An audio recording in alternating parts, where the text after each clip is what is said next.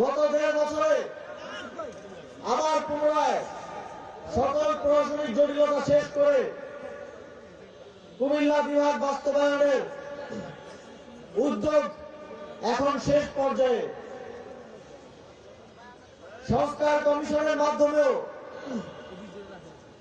প্রশাসনিক বিকেন্দ্রীকরণের উদ্দেশ্যে কুমিল্লাকে বিভাগ হিসেবে ঘোষণার প্রস্তাব পেশ করা হয়েছে।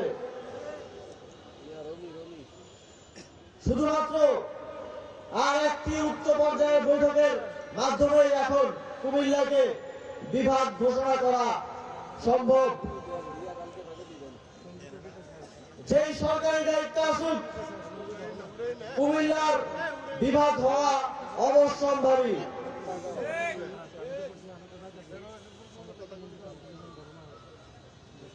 আপনারা জানেন, আগামী 12 ফেব্রুয়ারি বাংলাদেশের ইতিহাসে অত্যন্ত গুরুত্বপূর্ণ একটি দিন। সেদিন 2টি ব্যালট থাকবে। আমরা 17 বছর 3টি নির্বাচনে বাংলাদেশের যে জনগণ ভোটাধিকার প্রয়োগ করতে ব্যর্থ হয়েছিল, ভোটাধিকার প্রয়োগ থেকে বঞ্চিত হয়েছিল, তারা 2টি ভোট দিতে পারবে।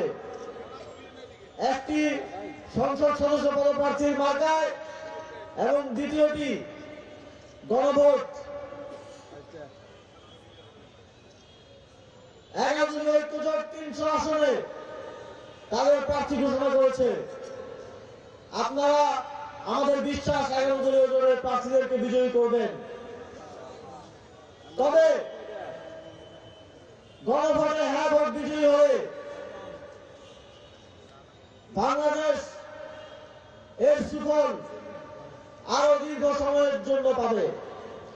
গণভোটে হ্যাঁ ভোট বিজয়ী হয়ে শুধু আমরা, আমাদের সন্তানরা, পরবর্তী প্রজন্ম এর সুফল ভোগ করবে। বাংলাদেশের জনগণের প্রতি আহ্বান থাকবে,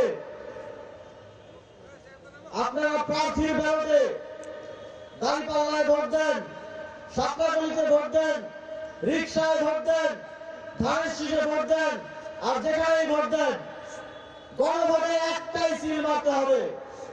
সেটা কি? গণভোটে কোথায় সিল মারতে হবে? বাংলাদেশের জন্য, বাংলাদেশের ভবিষ্যতের জন্য, আমাদের ভবিষ্যৎ প্রজন্মের জন্য, দীর্ঘমেয়াদী সংস্কার এবং সুফলের জন্য গণভোটে আমরা সবাই মিলে হ্যাঁ ভোট দিব ইনশাআল্লাহ।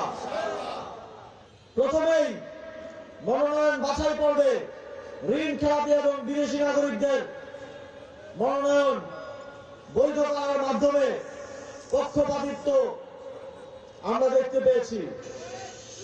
আমরা দেখেছি জাতীয়তাবাদের কথা বলে, সবার আগে বাংলাদেশের কথা বলে বিদেশি নাগরিকদের মনোনয়ন দেয়া। আমরা দেখেছি গত 2 দিনে জাতীয় নাগরিক পার্টির 2 জন প্রার্থী, ঢাকা 18 আসনের প্রার্থী আরিফুল ইসলাম আদিব এবং আজকে ঢাকা 8 আসনের প্রার্থী নাসিরউদ্দিন পাটোয়ারির উপর বিভিন্ন হামলা চালানো হয়েছে। ঢাকা 8 আসনে ছাত্রদলের সন্ত্রাসীরা নির্বাচনী কার্যক্রম চলাকালে 11 দলীয় জোটের প্রার্থী নাসিরউদ্দিন পাটোয়ারি এবং উপস্থিত 11 দলীয় জোটের নেতা কর্মীদের উপরে নির্মম হামলা চালিয়ে তাদেরকে আহত করেছে।